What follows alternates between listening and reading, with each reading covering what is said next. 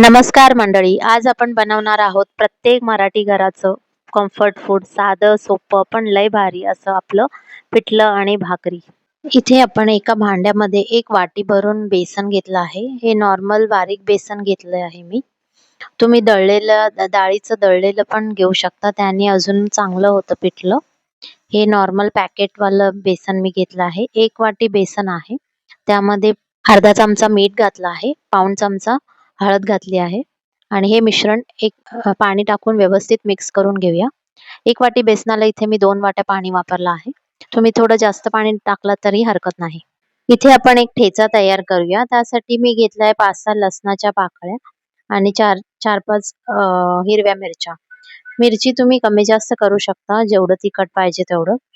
आणि त्यात थोडंसं कोथिंबिरीच्या काड्या टाकल्या आहेत. त्याने चव चांगली होते. तुम्ही कोथिंबिरीच्या काड्या बारीक चिरून टाकल्या तरीही चालेल.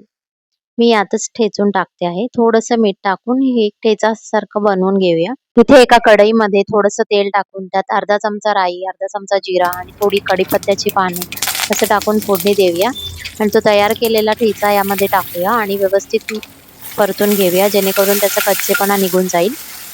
आणि हे बेसनाचं तयार केलेलं मिश्रण आपण त्यात ओतूया.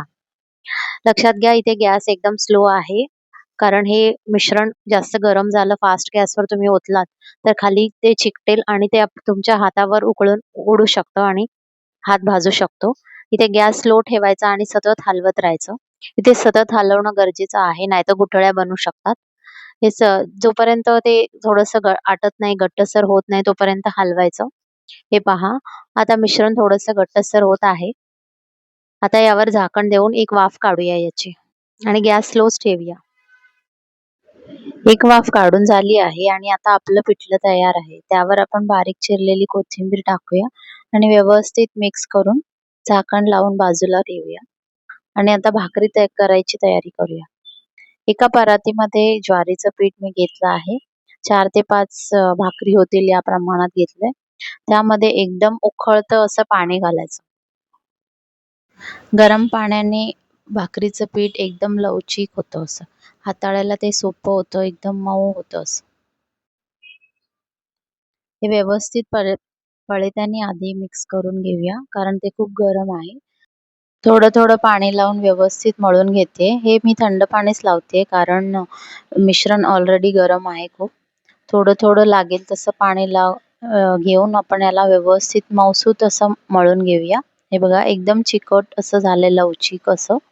आता एक गोळा घेऊन त्या गोळ्याला व्यवस्थित मळायचं.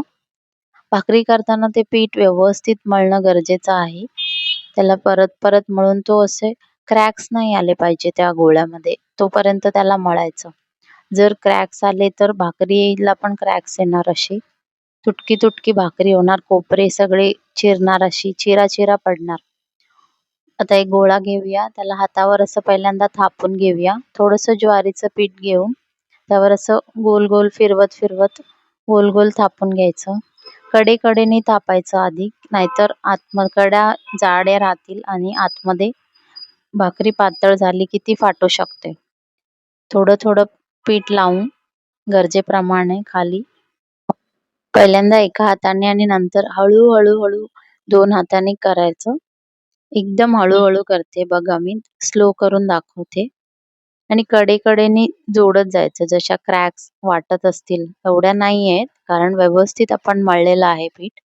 हळूहळू करून दोन्ही हाताने गोल गोल फिरवत फिरवत जायचं आणि काठांना दाबत दाबत जायचं, म्हणजे काठ आपले जाडसर नाही राहणार आणि भाकरी एकसारखी होईल.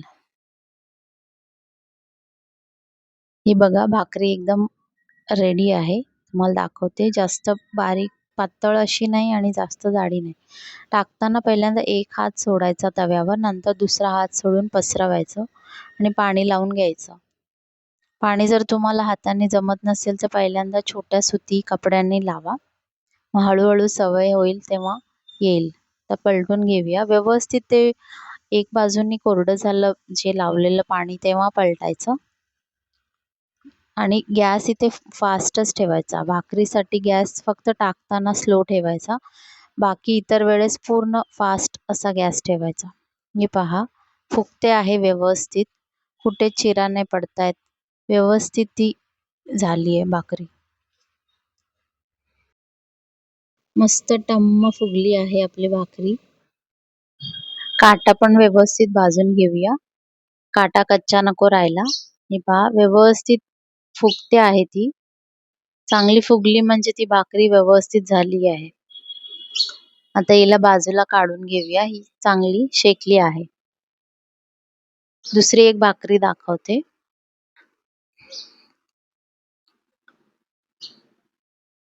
पाणी लावताना एकदम जास्त पाणी देखील नाही लावायचं. जस्ट त्याला ओलं करण्यापुरतं लावायचं.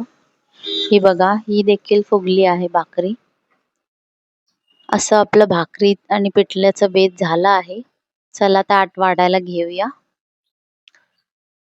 हे बघा, मी तुम्हाला भाकरी तोडून दाखवते.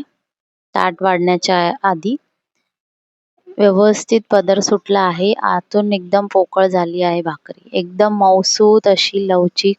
रात्रीपर्यंत ही मऊसूत राहील अशी झाली आहे. चला तर मग जेवायला बसूया. भाकरी, पिठलं, कांदा, मिरची एवढं झालं की बाकी काही गरजच नाही लागत. 5 स्टार हॉटेलचं जेवण देखील मागे पडेल असं हे आपलं मराठमोळं जेवण. आवडल्यास लाईक आणि शेअर करा आणि तुम्ही पिठलं कसं बनवता तेही मला कमेंटमध्ये सांगा. Thank you.